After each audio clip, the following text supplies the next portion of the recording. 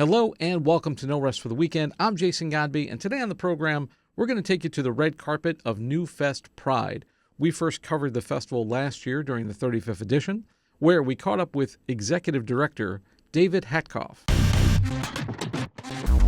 David, 35 years, man. How does it feel to be here? It feels incredible. 35 years ago, the founders of NewFest saw a need to be able to create a space and a platform for queer stories and storytellers. At that time, in 1988, LGBTQ folks were dying from a disease that we were being defined by. Our rights were in jeopardy. The political rhetoric was terrifying. And so to be here 35 years later, representing an organization that is thriving, a year-round organization with 5 or 6 events every month, and now 2 weeks of films ahead of us, where we're expecting tens of thousands of New Yorkers to show up both in person and virtually, it's thrilling. There's a lot of LGBTQ rights that have come under fire recently. How is the festival fighting back? We're fighting back with our voices. We're fighting back by providing a platform for these stories and for people to celebrate their full humanity, their full dimensionality, and all of its beauty and all of its messiness, and by representing the full swath of the LGBTQ plus experience.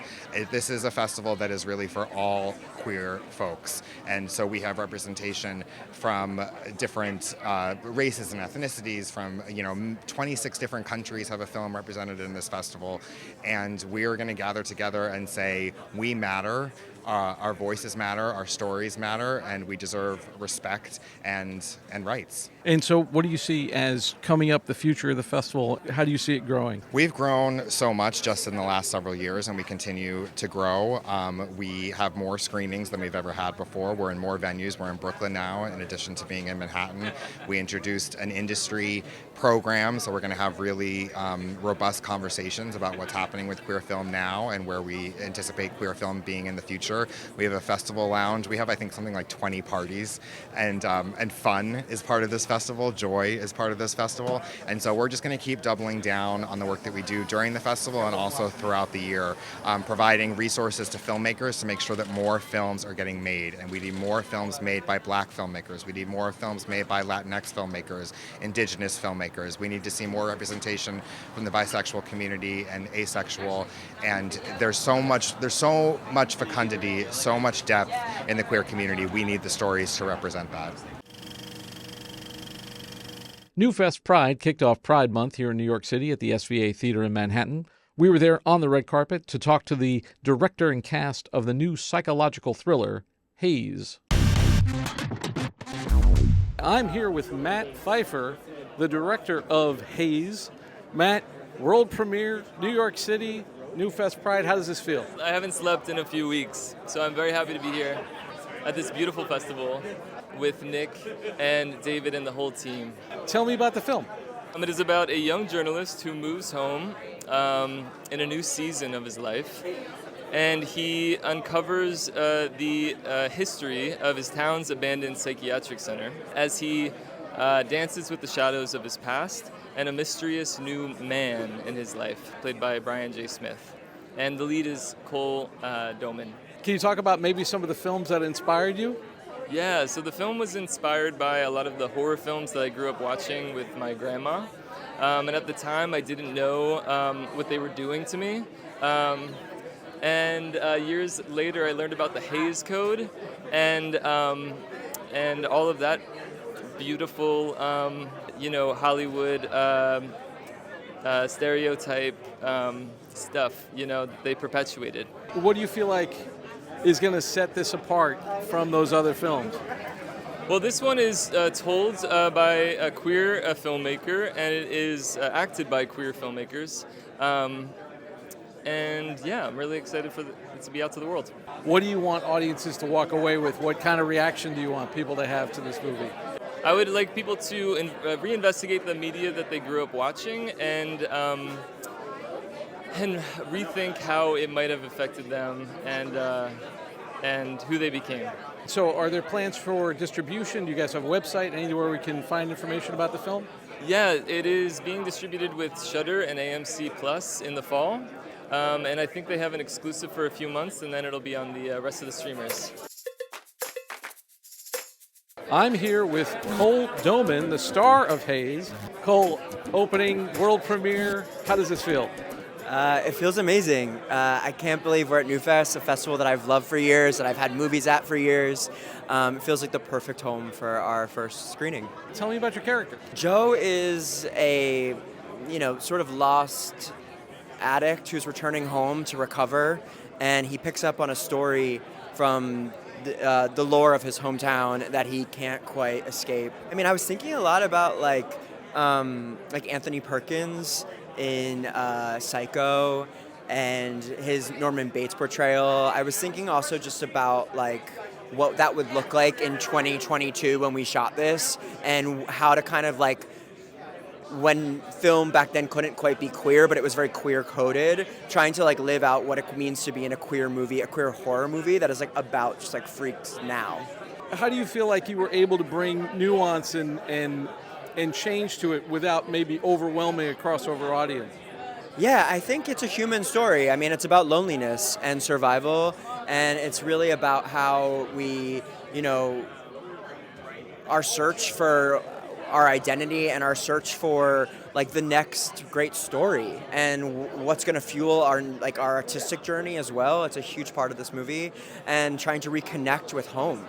And you have a counterpart in this, right? Yeah. Sort of an M fatale type thing? Yeah, I guess so. Talk about that. Yeah, M fatale. Working with Brian Smith was amazing. He's an incredible actor. He was so game. We met before shooting just to get to know each other, and instantly we hit it off. Total spark, and I hope that people can feel our chemistry. How do you feel like this film sort of differentiates itself from your past like television work and things like that? Yeah, I think it's a lot grittier, and it's quite arty of a film. I mean, from indie cinema, especially, this is like my first time really in the horror space. So I think it really was all about throwing myself in head first, and it's an amazing opportunity to get to do that. And I hope everyone gets on the ride with me.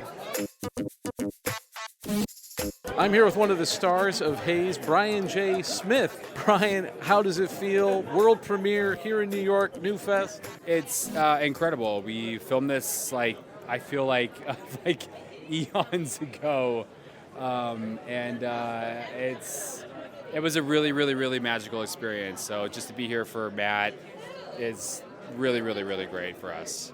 Tell me about your character. I have not actually seen the cut of the film yet. So this will be my first time experiencing this, and I am like totally open for whatever it is. I mean, I know there's some very intense sex scenes, apparently. It's going to be very sexy, very spooky. I'm not sure if I'm real or unreal. These are the things tonight I hope to be able to find out.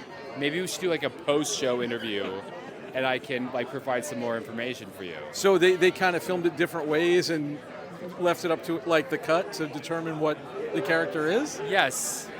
There's a lot of listen, post-production in a film apparently is a thing, and they can really make a whole different movie. So I'm very excited to see what this is. What do you feel like is different about this in terms of your other work and things that you've done before? This is a sort of a psychological thriller that is also a kind of examination of what happened to a certain generation of gay men, and that was always, to me, was very moving about this film, and I'm really excited to see how that manifests in whatever Matt made tonight, actually. Do you have expectations? Are you going in totally open? What are your hopes? What are your fears at this point? Usually, you go to to a film, if you've seen it and you've sort of digested it, and to me, this is sort of hey, just give me whatever this was, give me what happened, and I just want to experience it for the first time tonight and see what happens from there. Do you have any upcoming projects we should know about? Anything you want to let people know about? It's just hilarious. I literally directed a documentary that was the opening night film of the festival last night. So I was literally just here yesterday. So this to me is a little bit is this Groundhog Day? I'm seeing all the same people, I feel like, pretty much. What can you tell us about your film?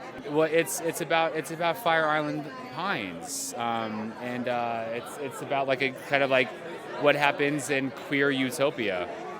That sounds interesting. And for people who want to know more about you, find you, follow you, stalk you online? My name is Brian Smith. I'm on Instagram at Smithespis. Close to You is the new drama from director Dominic Savage. We caught up with the stars of the film, Elliot Page and Hilary Baack. You're kicking off Pride Month in New York City with the opening of your movie. How does that feel? Oh, gosh. It feels fantastic and so wonderful to be here with Hilary Baack, who I star in the film with, who's a dear friend and such a superb actor. So I'm just, grateful to be here and for people to see the film. Tell us about the movie.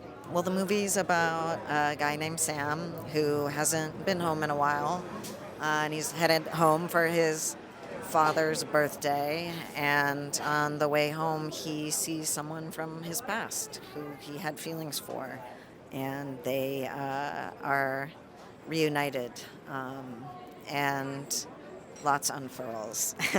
You wrote and produced this movie as well as star in it. It has the feeling of a really personal project. Is it personal to you? Is it autobiographical at all? I wouldn't say, no, it's not autobiographical. I worked with Dominic Savage, this incredible filmmaker who actually makes these films in a completely improvised style. So you work on an idea together and have an outline, but that's virtually it. So I think in some ways it probably becomes very personal for all the actors because to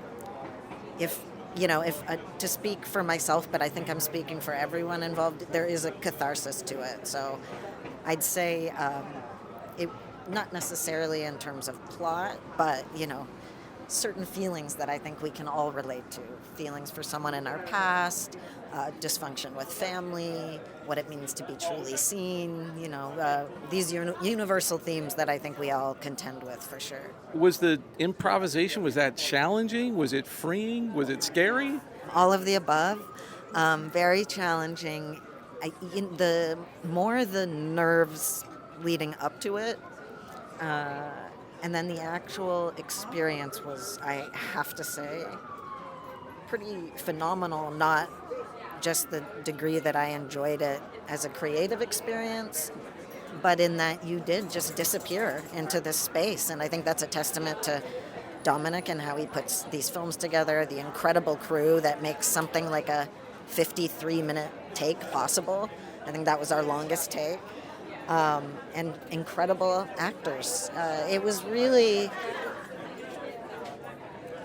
really was an experience like I've had doing this job, and one of my favorites ever. You had the chance to see with an audience, right? Yeah. What was the reaction, and what do you want audiences to walk away with? Well, I guess the reaction seemed to be that people were moved, which is always what you're going for. You sensed a lot of emotion in the room, more laughter, I think, than I expected, so that's always lovely. Laughter in a good way. And I think ultimately something about it is resonating deeply, and I guess I know, speaking from watching Dominic's work and how these films manage to reach through the screen, I find. The first time I ever watched one of his projects, I just couldn't get it out of my bones. I couldn't stop thinking about it. And so I guess that's not very specific about what people should take away, but I suppose people will take different things away.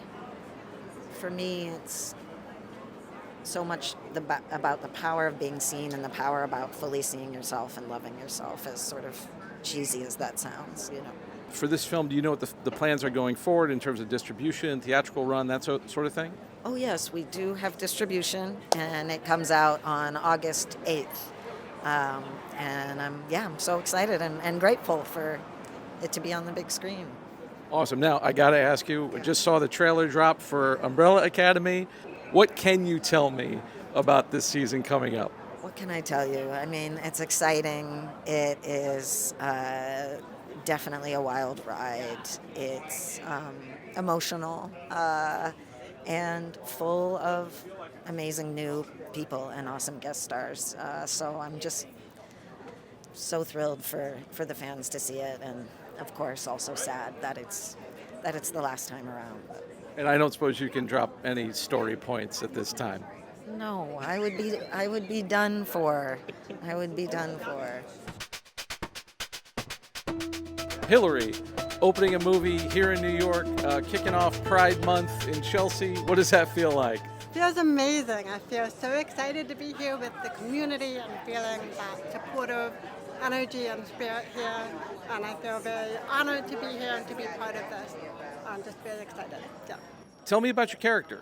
My character in this film, her name is Catherine, and like any character I would play, she happens to be deaf. That's not a big storyline in this film. She and Sam were very close friends in high school. They see each other for the first time in many, many years, and it brings back a lot of feelings and questions, memories. Those feelings are brought to the present, and there's a lot for Catherine and Sam to think about in terms of what might have been, what choices they made, where their heart is now. I heard this was all improv, like it was a structure. What was that like for you working in that environment and improvising, working with Elliot back and forth?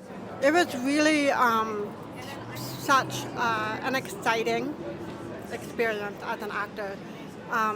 It was really beautiful to get to dive into the scene together and really just find those moments of truth and feel the connection, feel how it would change, let the moment lead us, be in the flow of the scene together. And as an actor, that's really fun because it's rare that we get to kind of dive in and stay in the scene for so long as well and just really kind of surprise ourselves. It was such a joy. Yeah. Was it scary at all when you first heard they were going to do this, or did you have an improv background? I have studied improv quite a bit, but of course it was scary. I was especially scared before we started working. I was so scared. And then after our first day, which is the scene on the train, we did it. I felt like, okay, this is going to be so much fun. And I didn't feel scared after that first day. But yes, before the first day, I was terrified, yeah. What do you feel like you want audiences to walk away with in the message of this movie? I feel like there's so much going on with this film. It's a beautiful, complex film with a lot going on and a lot of layers. And of course, I feel that it's about, seeing each human, as they are, accepting each other, loving each other. And when it comes to Sam and Catherine's story, I feel within the film, I feel it's really about love between two people. It doesn't matter that Sam is trans and that Catherine is deaf. They just love each other. It's two people who love each other. It's about love. It sounds like a beautiful movie. Do you have any other projects that you want to brag about and let us know to look for you in? I have a lot of things, that I'm working on and that are brewing, and I'm developing a film about Helen Keller right now. I'm really excited about that, and it's just picking up some steam, and hope to be making that sooner than later. Yeah. All right, thank you. Thank you so much. Fantasmas is a new streaming series on Max. We caught up with the show's creator, Julio Torres, and stars Julia Fox and Tomas Matos. So I'm here with one of the stars of Fantasmas, Julia Fox. Julia, how does it feel to be in New York here at NewFest? It feels amazing. I kind of thought this was like a low-key thing, so... but it's okay. We love a step in our feet. We love a mic in our face. So, I just can't wait to get inside. It is hot out here, and I just love Julio, and I'm here to support him and his vision. So tell me about your character. Well, I play the one-of-a-kind, iconic Mrs. Claus. And she's funny. Yeah, she's a really funny Mrs. Claus, but actually very accurate to what Mrs. Claus would be like in today's America. You look like the Hollywood version of Mrs. Claus. Yes, it's definitely the Hollywood version of Mrs. Claus for sure. What can you tell us about the project in Fantasmas? Well, I think it's really just a celebration of Julio's uniqueness. I feel like each episode has its own little story, and they're all just rooted in the creative genius that is Julio. I think he is singular. He's one of a kind. He is a voice for our generation, and I'm just so honored to even be here. You have anything that you want to tell us about in terms of upcoming projects, things we can look for you in? I have plenty of movies on the way. I don't know if I'm actually allowed to say. Drop us a hint. I think one I can talk about, him. And it is a Monkey Paw production, so it's going to be crazy, and that'll be out next year. Is there any place people should look for you on social or anything like that? At Julia Fox, you already know. I'm here with Julio Torres, the creator of Fantasmas. Julio, you are here in Chelsea opening up Pride Month with your show. How does that feel? It feels great. It feels very familiar. I was here a year ago with our movie Problemista, and I had a fantastic experience, and I'm very happy that you'll have us back. For those who haven't seen it, don't know about it, tell us about the show. It is a bit of a sketch show meets Disney's Fantasia meets Mystery Science Theater. It's an interesting potpourri of ideas and friends. It's you know what? It's sort of like a Saturday morning cartoon, I think, for adults. It's like a world unto itself, and you just have to surrender to it with no expectation and enjoy it. This is your brainchild, right? So what was the inspiration? You know, I wrote at Saturday Night Live for a couple of years, and I missed short form writing. I missed sketch writing, and I got the privilege to do a lot of interesting work there, and I wanted to do something like that again. That was sort of the impetus of it. What's the impact that you want the show to have? I mean, audiences will take away from it whatever they want to take away from it, but I would encourage them to wander into it knowing nothing with no expectation and see what they find out. I'm here with Tomas Matos, one of the stars of Fantasmas. Tomas, how does it feel to be here? It feels really amazing. I'm very excited to see this beautiful TV show that we worked on. Everyone that I have talked to that has seen it has said really great things. And so I'm just here to see if what they're saying is true. You're all decked out here tonight. Is this you or is this the character? This is me. I think I was really grateful because Chloe and also Julio allowed me to bring a lot of myself into this character. I like to think that I do that in a lot of the work that I do. I kind of make it apparent because I think that's just what makes art is being able to find ourselves in the roles that we're playing. And yeah, I think Chester and Tomas are definitely a bit synonymous. So, describe Chester for us. What is the character? Okay, Chester is a driver, an entrepreneur, an icon, and somebody who beats to their own drum. Honestly, I wish I didn't see you. I want you serving it behind me all the time. What do you want the reaction to be from audiences? What kind of impact do you want the show to have? I want them to laugh, period. And that's it.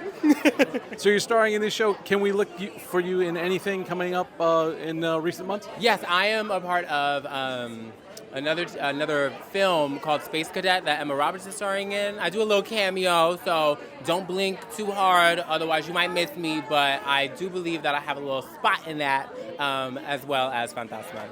All right, muchas gracias, Tomas. Sí, tú sabes, hasta luego.